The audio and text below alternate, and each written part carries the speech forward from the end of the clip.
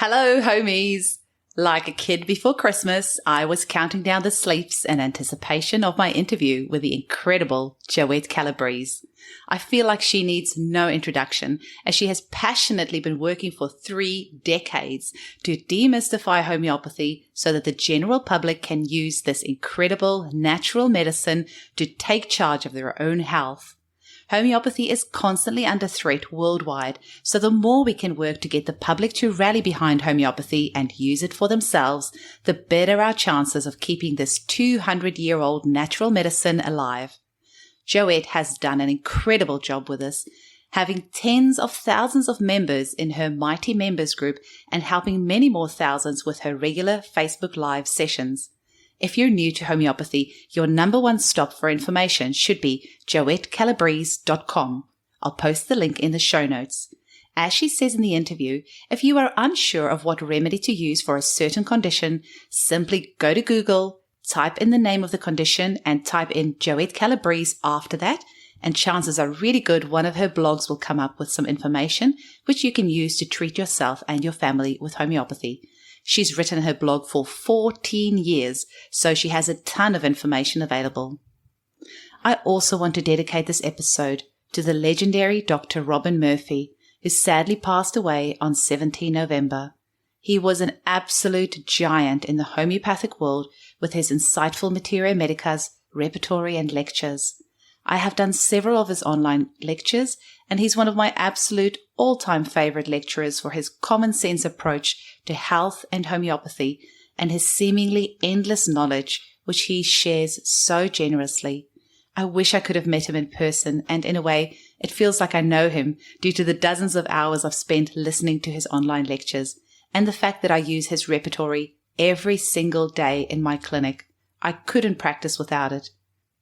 Before our interview, Joette and myself were sharing what Dr. Murphy has meant to each of us, and Joette mentioned how Dr. Murphy had invited her to visit him at his home in the new year and how much she was looking forward to that.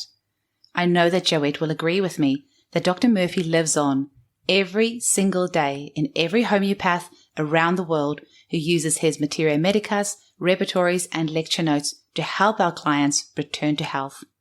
I have to apologize also that in true fangirl style, I was so nervous and excited about speaking with Joette that it wasn't until halfway through the interview that I realized my microphone was not plugged in. So I apologize for my poor sound quality in the first half of the interview. It gets better halfway through. So come along on this fun ride and make sure that you share this episode far and wide with your friends and family. Let's create a homeopathic revolution and take back our health. Welcome to the Homeopathy Hangout podcast, where we discuss all things homeopathy from around the world. And now, your host, Eugenie Kruger.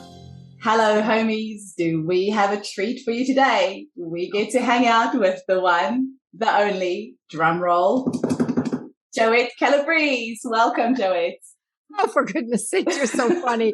Thank you for inviting me. This is fun. We've already had fun our first 5 minutes before we even began recording.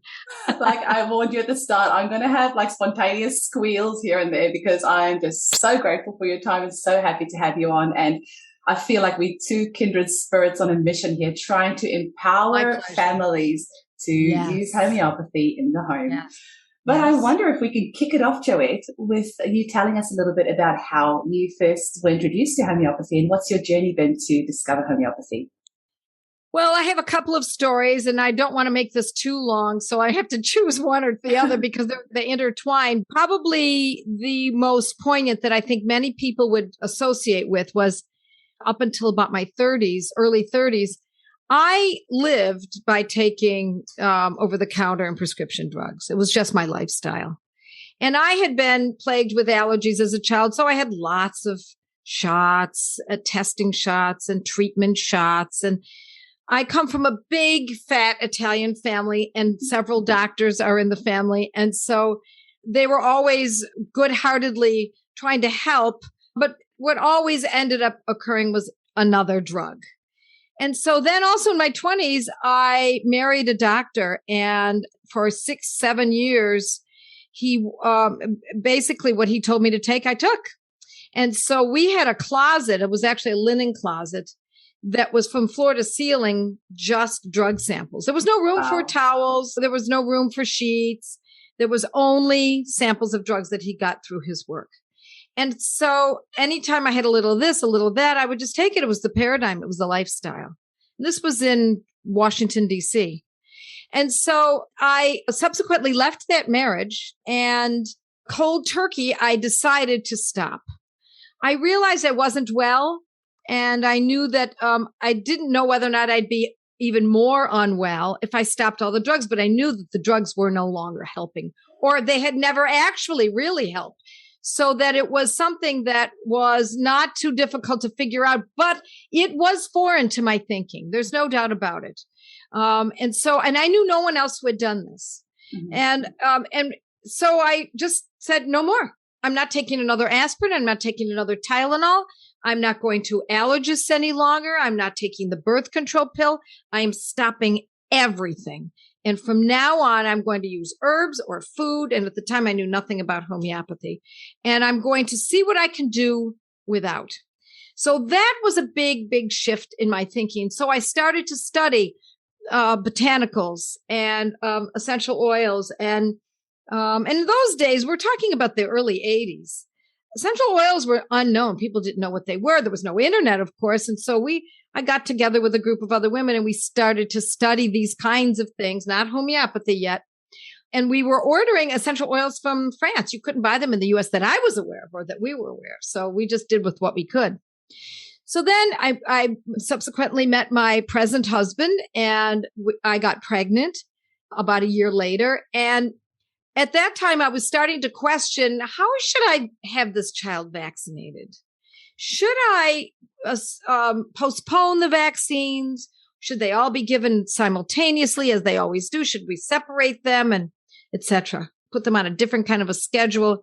And so a friend of mine told me that there was this doctor who was traveling through the Northeast of the U.S., and his name was Dr. John Clark. He's a pretty well-known doctor. He was very well-known. He's written books on homeopathy, and he was no longer in practice. He was retired. And so he was traveling from city to city, and I live in Buffalo, New York. And there was a lecture that he was giving, and it was about homeopathy and vaccinations.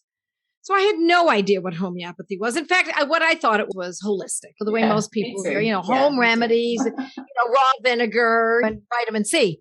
So I was pregnant. I was about 8 months pregnant, and I went to this conference or this lecture, and there were only about 10 of us or so in the room. And he wrote on the board for every single childhood disease he described how a homeopathic medicine was used in lieu of it, in lieu of the vaccine, in lieu of other treatments. So the disease, the homeopathic medicine, and then he showed the statistics and how valuable it was, and how it had been shown clinically, and even in some situations through double-blind tests, which of course are provings. So I'd never heard of such a thing. I mean, I knew about herbs, I knew about vitamins, but nothing like this. And he went through every single one of the childhood diseases. By the end of that evening, I bought my first little home book and a kit, and I still have that kit. From 1985 or 1986. And it still works, by the way. Mm-hmm. Parenthetically, those medicines still act. I've run out of most of them, but the ones that are old are still act. And then I gave birth to my baby. And one more step. I had gone to a pediatrician that I'd heard was kind of open-minded. And you have to be careful with these words, open-minded. Open-minded doesn't necessarily mean going where you're going with all of this. So I told him that when my baby was born, I was going to kind of rethink how we were going to address the timing of the vaccines. And I should have noted that at the moment I said that, his eyes rolled for a moment. Mm-hmm. It was just a split second. Mm-hmm. I should have picked up on it, and I didn't. And so I subsequently gave birth to my baby. And 6 weeks later, I made a very stupid mistake, which actually catapulted me into the world in which I reside now. And that is, I went for the ubiquitous baby checkup. Mm-hmm. Mm-hmm. I really didn't need anyone to tell me that my baby was well. He was well. He was beautiful. It was a beautiful, beautiful, simple, natural birth. No drugs, no surgery, nothing. It was simple as can be.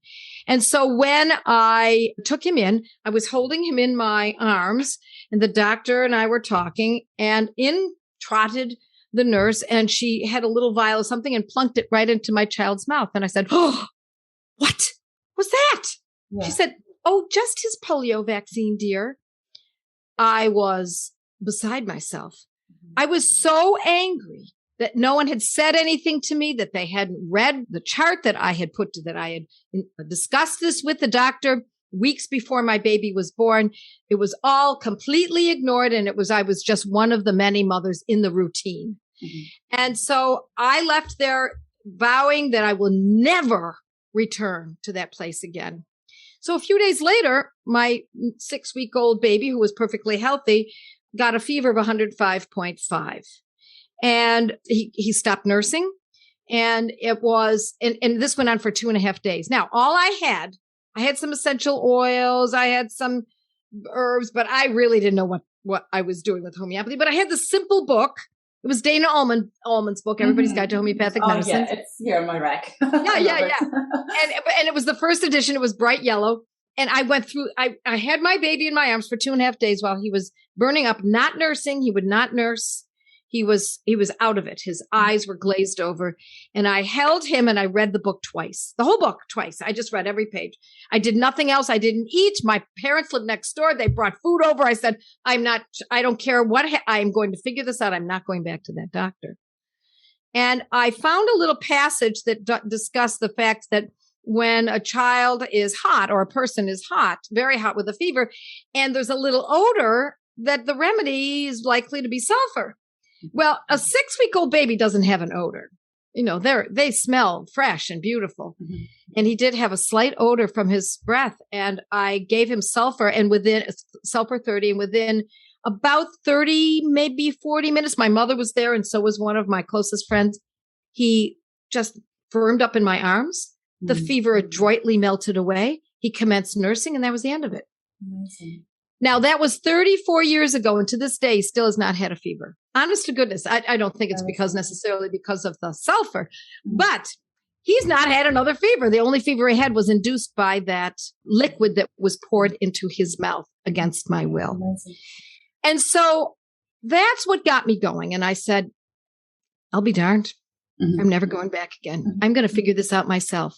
Because had I gone back and said, oh my gosh, he's got a fever, they would have given me acetaminophen, antibiotics, the next injection, whatever it might have been. And we would have been on the trail that I had already come from. That path is the path that I wanted to abort.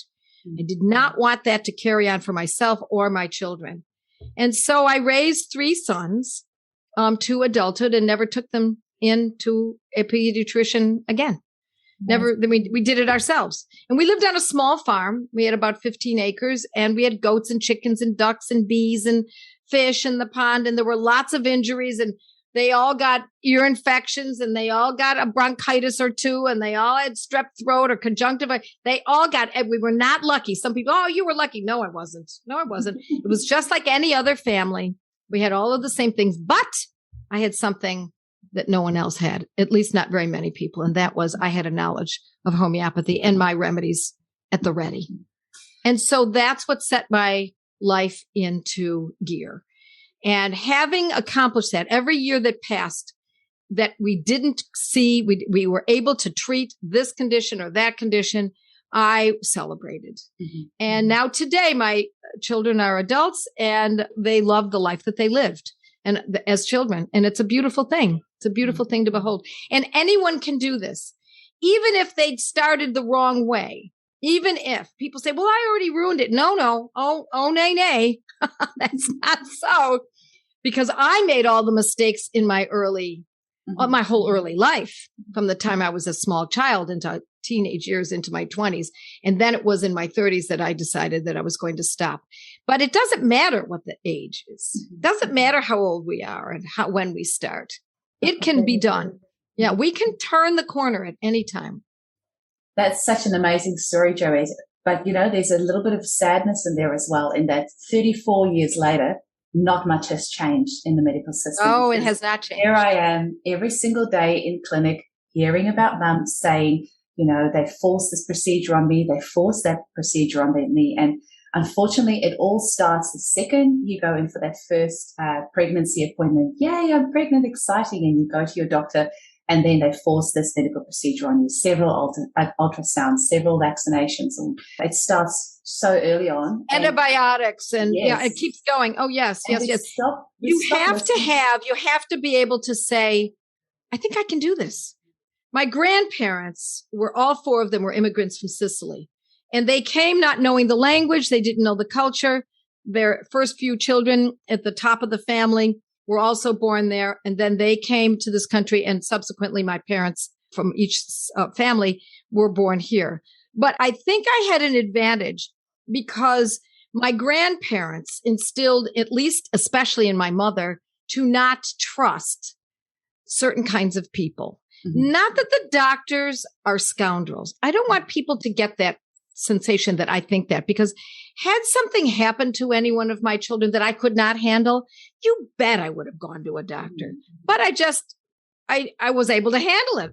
And so maybe in that regard, I was lucky, but they were all the same things that everyone else I knew was going to the doctor for. Mm-hmm. I prepared myself, and that's what we must do. Absolutely. When you buy a house, you have to study what kind of mortgages are available. When you buy a car, you at least kick the tires, right? Mm-hmm. Why is it that we are so willing to give up our freedoms to modern medicine? When the more information you read, the more you realize there are a lot of erroneous ideas, a lot of mistakes, and a lot of scoundrels. There are scoundrels in the industry, and the doctors end up being the retail arm of the pharmaceutical industry. That's the way I read this. And you are so passionate about empowering families how to use homeopathy for themselves. And I get it, because my children are 10 and my daughter's about to turn 7 next week. It's very exciting. And for me as a mum, having only used homeopathy on my kids ever, it is so empowering. But I remember very well when my son was very little, I was scared. It was very, very scary at first when they have their first fever and they're just little, or they're teething and they're just really uncomfortable, crying all the time. What can I give this child? And you give them homeopathy, and suddenly they're just happy. And it's like magic. And every time you have that little win, it builds on itself, and you get to have your confidence back as a mother. So many of my clients tell me they were told things that they had to do this, they had to do that. They felt they had no choice. And I feel almost like as mothers, our self-confidence gets chipped away until we get to the point where we feel we have to ask permission about what we're allowed. For everything. Exactly. For everything. Yes, are they long enough? Yeah. Are they sleeping? We know this stuff. Exactly. We know it deeply. And unfortunately, that has been definitely stripped from us. Our confidence has been drained from our natural ability to find that, because we as women start out as little girls holding dollies and taking care of them. And now the dolly's sick, and now the dolly goes to bed. We know this stuff, but between advertising and all the women's magazines and television and radio, and now, of course, the internet, and the people shaking their fingers, you should go to the doctor. What do you mean you don't go to no, we don't go to, I don't know. We have a need to go. Well, don't you go for well baby check? Why don't you go well child checkups? What do I need to know? I know. Is the child well? Is the child not well? The child's not well. I'll take care of it. I'll handle it. And that's really where we all need to go. And it's not just when it comes to medicine, although that's the biggest one right now. It's also education. It's how we educate our children. We have to take charge. This is our responsibility. It's not that I'm going to be adamant just for the sake of being adamant. I consider this my responsibility to myself, to my husband, to my parents, because they have given me the charge of now going down to the next generation, and of course to my children. Absolutely. Joette, we're both definitely very passionate about empowering mothers to use homeopathy for themselves, not just mothers, I should say, home users, whoever are the caretakers. But what do you think are some things that you would say to a new home prescriber to encourage them to start using homeopathy. And also when things, because homeopathy has got a steep learning curve, and you obviously put the work in at the start when you were sitting there with your fevered baby, reading through that book twice. But what we say, for example, to somebody who's new to homeopathy, they've tried 2 or 3 or 4 different remedies for their child's fever or ear infection and it hasn't worked, and they're feeling hopeless and they think it's all too hard. What sort of advice do you have for them starting out? Well, let's start out with an ear infection. Children don't die from ear infections. I'm sorry to say, I know that that's not the way it's laid out to us, but children do not die from ear infections. And in some parts of the world, pediatricians actually don't even treat the ear infection. They just allow it to rupture. And I know that sounds horrible, but it's not unlike when you think about it, like a boil on the skin. Must you treat it? So first you have to have the confidence to know what it is you're dealing with and how far it can go. Can my child be maimed for life? First question. Can my child die from this? And I will tell you that the concerns for a child's true well-being and potential for even death is not from childhood illnesses. It's from accidents. If you've got a pool, you might want to, that's where you want to watch. If you live near a cliff, now, if you drive around the city, that's how children, that is the bulk of how children die. It has nothing to do with childhood diseases. And so if you can start with knowing that, first of all, it's going to happen. And if it doesn't happen now, you should be worried. Your children need to get fevers. Your children need to get sick. It's part of their education. Mm-hmm. And what I mean by that is not only their education to build their immunity, but it's also, and I know that you've probably noticed this too, Eugenie, is that I noticed this many times. One of my children might say, I can't ride a bike like anybody else. Why can't I ride a bike? And they try and they can't get on those 2 wheels and they can't do it. And then a day or so later, interestingly, they get sick. They get a fever, maybe an ear infection, maybe a sore throat or sinus infection or something. And we treated homeopathically. Sometimes I did nothing, to be honest. Mm-hmm. I just gave them bone stock and some, good water and lemonade or something that I made. And on the other side of the illness, it's like they spring into a developmental shift. Absolutely. Now, when the illness is over, they go outside. Now they're better. They go outside, they get right on the bike and ride it. Mm-hmm. I've seen that with bike riding in my children. I've seen it with reading.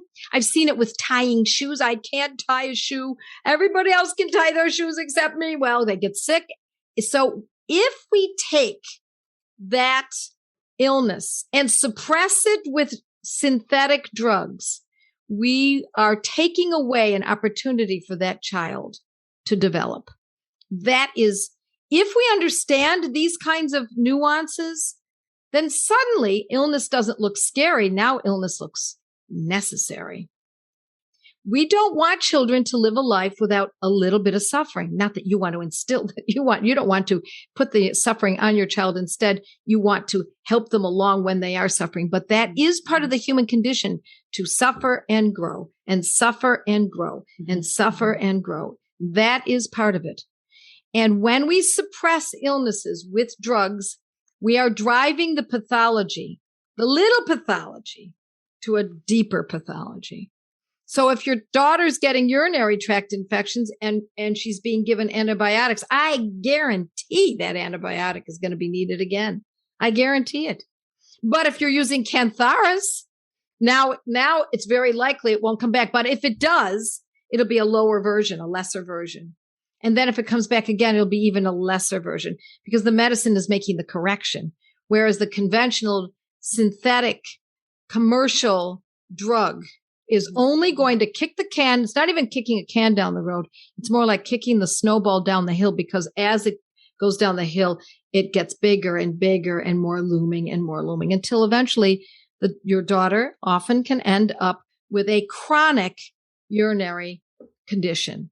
And that is a very sad condition. Now, again, can be treated homeopathically, but if you don't know that, she's in trouble. She's going to have a life of suffering with that. Yes. So, interstitial cystitis or chronic urethritis, etc. Mm-hmm. We had the lovely Paula Brown on as well, and she told us a story about the interstitial cystitis. Yeah. So tell us, how can our listeners become better home prescribers? What tips would you give them, and what sort of things can they do to become better at prescribing? Well, the reason that I started out by giving this information first is that the first thing we have to get over is the fear. Because if you have fear, you're thinking, oh my gosh, what if this doesn't work? Or it's not working fast enough. And we easily shift from one medicine to the next too readily without giving it its due time. Some medicines take a little bit longer. So that's the first thing you want to do. And I also always recommend the book, How to Raise a Healthy Child in Spite of Your Doctor by Robert Mendelssohn. Excellent, excellent book. It was printed back in the 70s. He knew nothing about homeopathy, but that's all right. He knew enough about how you need to just relax and know that these things are normal. And you're a normal mother with a normal child. And so to get into actually prescribing, if you can get past the fear and you can get into, I can do this. I can do this.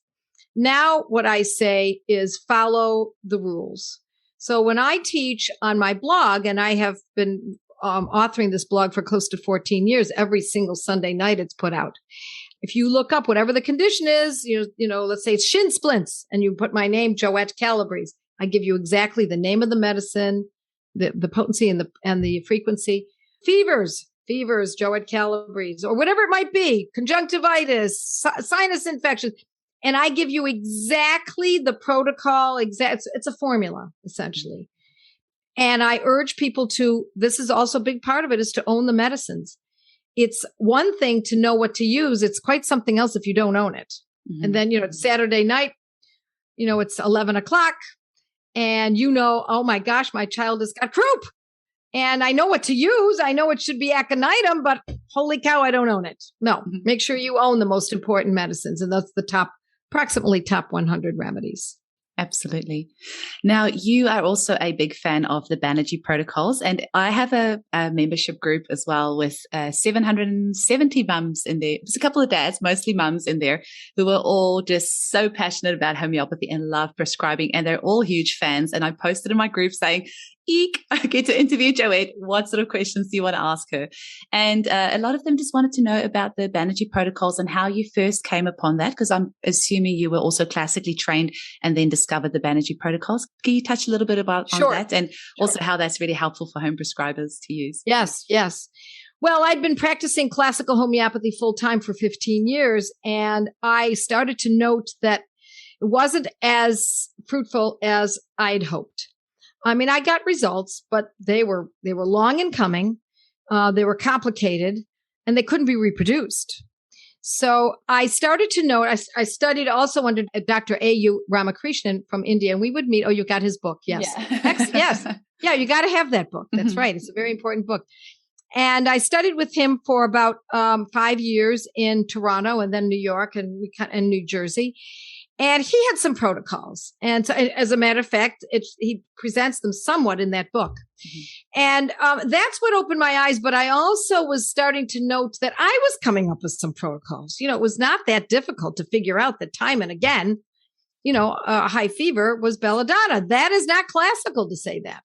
That is very specific to the condition. So I organized several of them. I was desperate for books on the subject.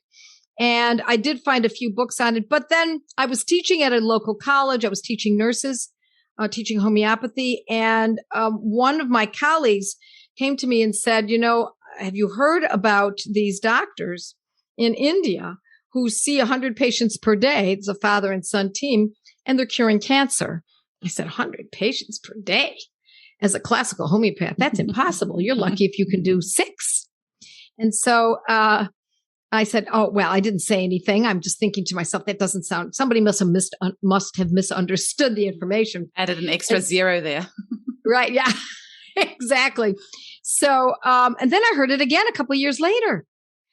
And I said, oh, for goodness sakes. Now, the colleague who I had talked to about this originally knew the Banerji. He was an Indian homeopath, and he brought the Banerjis. They said he was going to be bringing the Banerjis into Buffalo, New York, my hometown, and they were going to be speaking at our college because they were speaking at the NIH, believe it or not, Anderson Cancer Institute, Roswell Cancer Institute. So the Banerjis did that on a regular basis. They would teach doctors how to use their methods.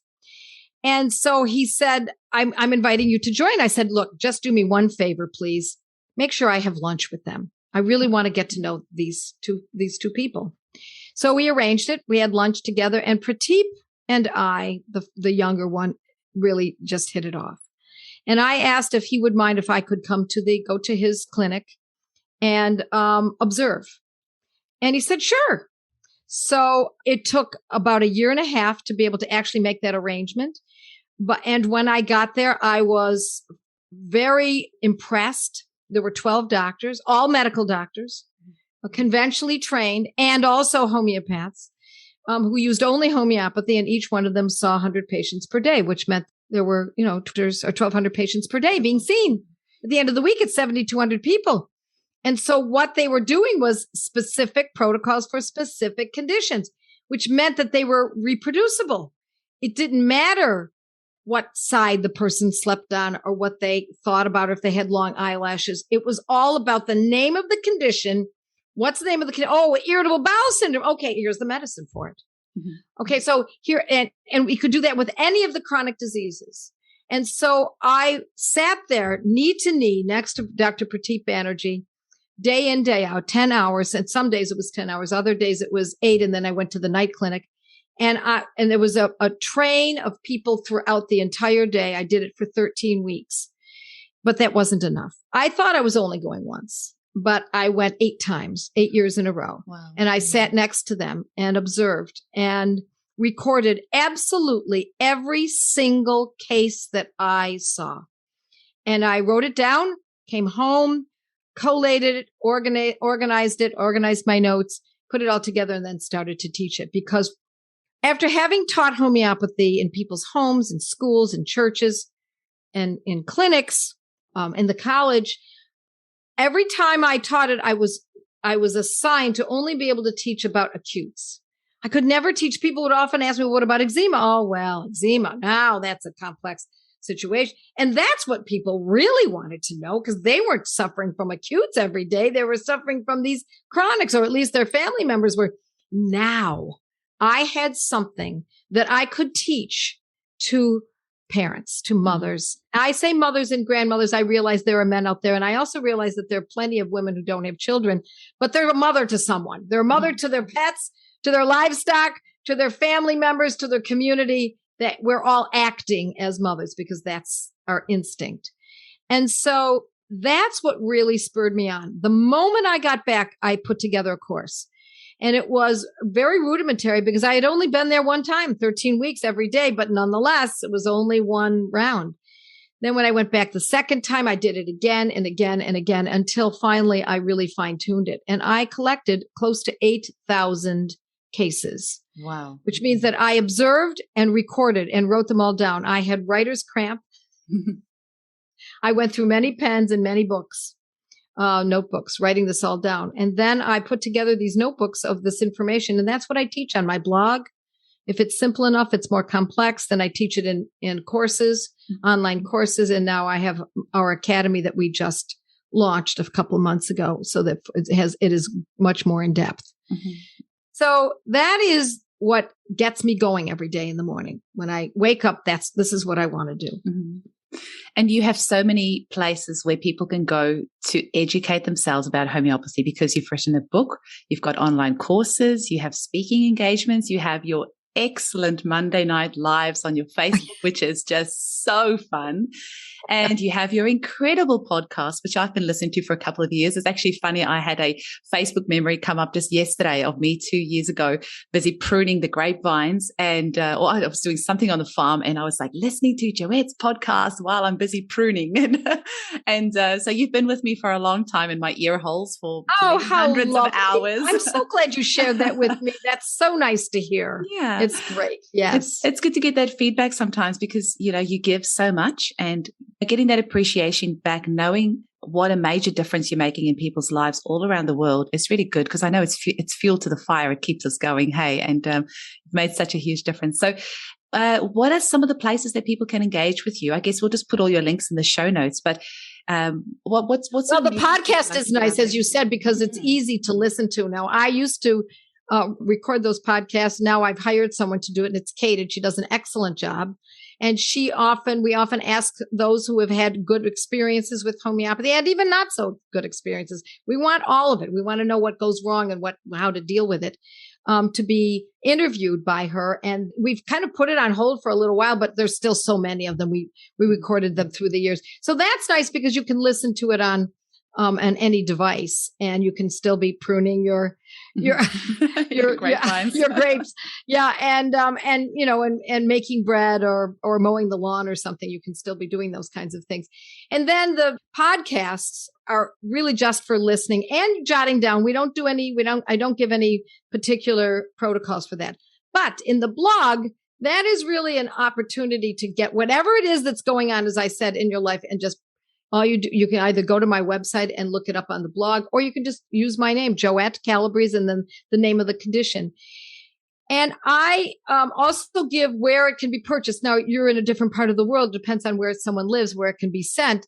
But I also have to say, and I think this is important for people to understand, I do not take any kickbacks. So even though I send people to Amazon, I'm sorry to say, sometimes it's the only place to be able to purchase it, or directly to the pharmacies, do not have an affiliate program. And I want people to know that, because if I did have an affiliate program, I might say, these are all the medicines you need for this condition, so that you would click on it, and then I would make a kickback on it. Mm-hmm. And the reason I make a point of that is because that's the paradigm that is intact in our world today. So I want people to know that, because when they see it, they go, well, she's getting a kick. No, I'm not getting a kickback. So that's, so what are some other sources?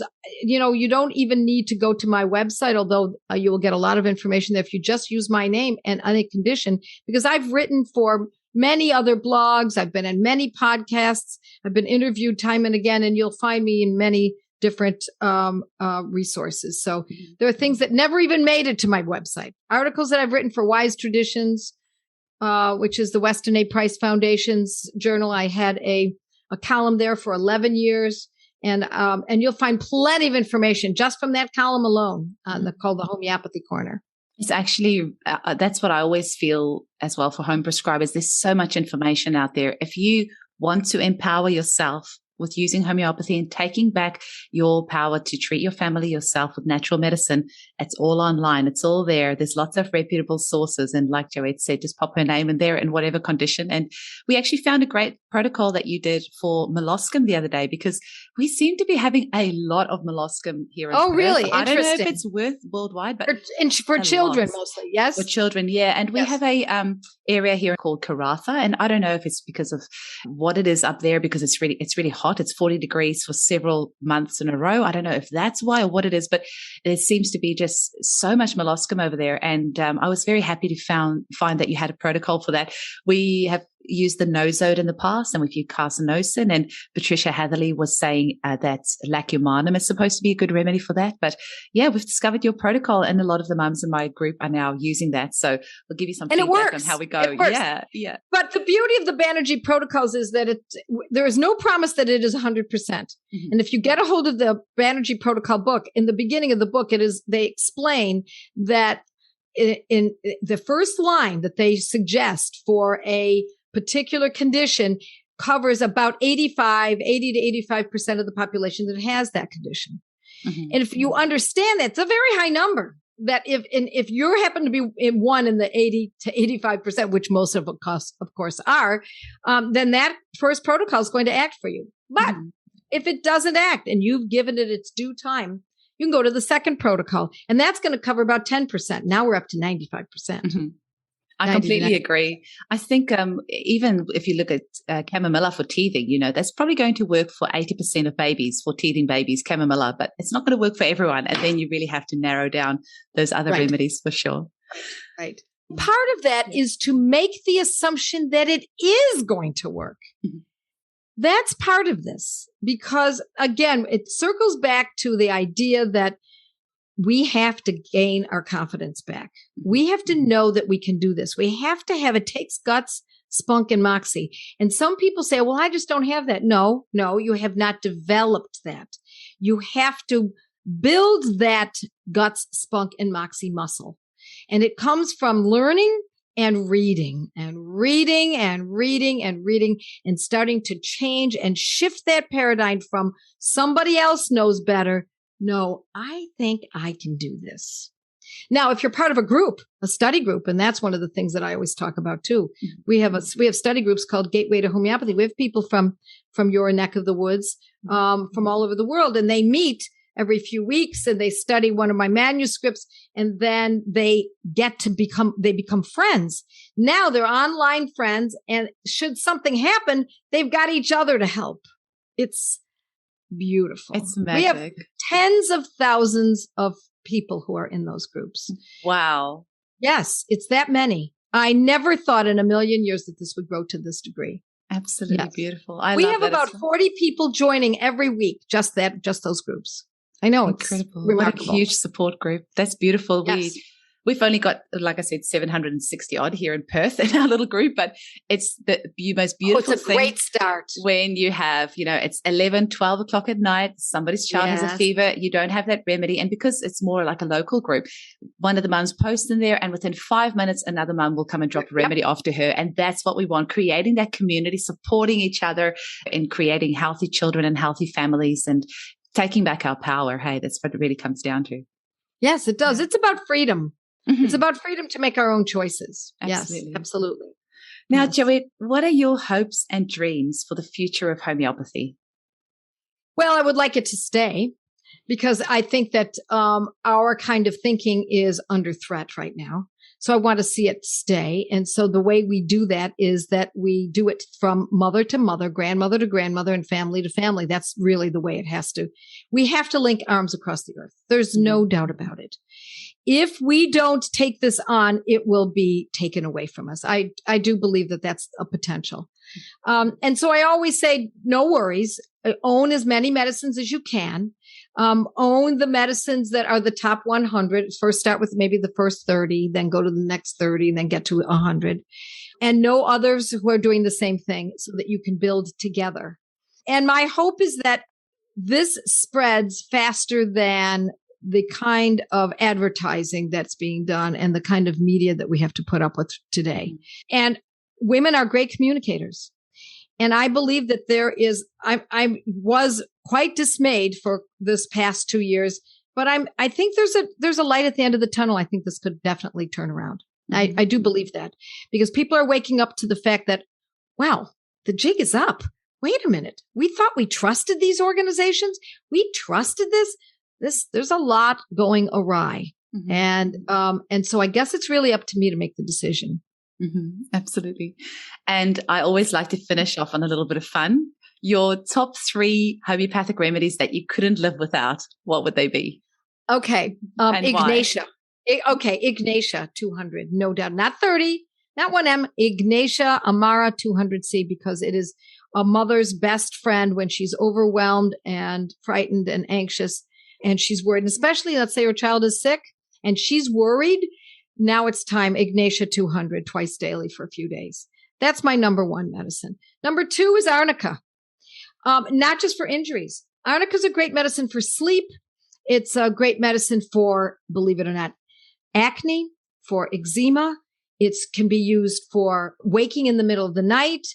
Of course, for injuries, for overuse of muscles. Mm-hmm. Great for the athletic husband or athletic wife. It's used in the Olympics. It's a very, very important medicine for those kinds of conditions.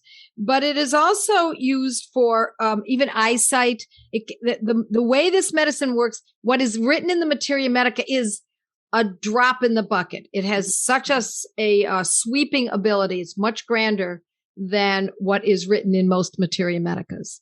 Mm-hmm. And then my third one would probably be Nat Phos, Natrum phosphoricum. I like that in a 3 or a 6 because it's very valuable for acidity, food intolerances, bloating, indigestion, baby's colic, overeating, weight gain. It's anything to do with the gut, even constipation, etc. And that's usually used after every meal. That's taken after every meal. And that can be used for many months until you start seeing some advantages. So between those 3, I love that you asked me that. That's one of my favorite questions too. Start with those three. But then there's our Arsenicum album, and there's Belladonna. There's so many. That's why. Amica, and these beautiful names, these beautiful Latin names. Because we don't have any made up names. Our names are real. The names of these medicines are the real thing in botany or the periodic table or wherever it might be from. In Latin. Yes, exactly. Yes, in Latin. And it just shows again, I mean, you are so dedicated to learning your materia medica. Like you've just rambled off a few things there for Arnica and Ignatia and for Natphos that I didn't even know about. But Ignatia is certainly such an amazing remedy. I often prescribe it for mums when they're weaning their children. You know, it can be, especially when it's your first and you're weaning. It's hard. It's so hard. It's so hard. And when you can use Ignatia, because it's also for that loss of a bond, you know, that disappointment and grief. And when that bond is sort of breaking, when that child's going off to childcare for the first time, or you're stopping breastfeeding, that journey has come to an end. Using Ignatia for mother and baby is just so amazing. Like there's not another medicine on the planet that can offer support on that sort of level for mother and baby. Nothing synthetic. It's not expensive. It all makes so much sense. Yeah. It makes so much sense that it's almost hard to believe. Right? You have just finished us off on the most beautiful saying there. Yes. It's so good. It's almost hard to believe. Exactly. But yet in your core, there's something that resonates and tell you, yes, this feels right. Yes. Yes. Thank you so much for your time, Joette. This has been a dream come true getting to chat with you. And I wish you all the best and just keep doing your amazing work and inspiring all of us. And you keep up your great work too. I love what you're doing. I've been following you since you contacted me. So thank you for inviting me too. Well, thank you for inspiring me to do this. I really appreciate it. And thanks so much for today.